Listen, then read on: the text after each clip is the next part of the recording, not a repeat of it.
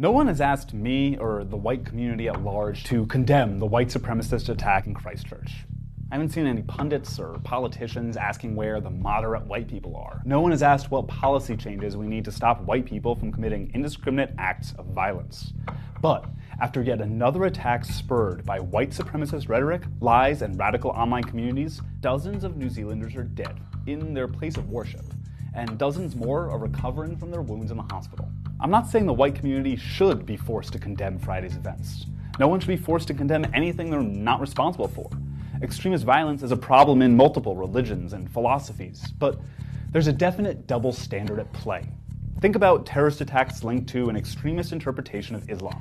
When they happen, whatever the scale of the event, there's a call by politicians, by the press, by pundits, for the Muslim community at large to condemn those attacks. And when the general Muslim population is asked to condemn the acts of rogue extremists, it frames Islam as a violent religion. It puts the focus of hate on everyday Muslims. It leads mainstream politicians to insist Muslims are violent, and honestly, at its worst, it sets in motion the rhetoric that leads to attacks like the one in Christchurch. A far-right Australian politician put out a letter just hours after the attack where he referred to the attack as vigilantism, implying it was someone going after a crime. There was no crime, just people existing. He went on to blame the attack on Muslim immigration and said Muslims are, quote, killing people in the name of their faith on an industrial scale.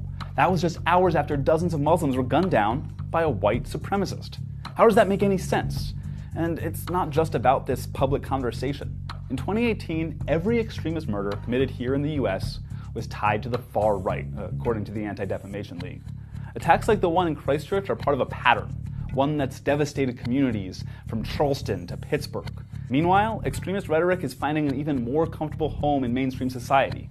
Literally in the hours surrounding the attack, Sebastian Gorka, who has multiple national media platforms and used to work for the President of the United States, said this: "Some civilizations are better than others, and ours, the Judeo-Christian civilization, is the best of all because it is based on human dignity, free will, and justice based on objective truth." That kind of rhetoric is more prevalent in many countries, at least more than any other type of extremism. So no one should be asked or pressured or forced to denounce violence because of the color of their skin or where they worship.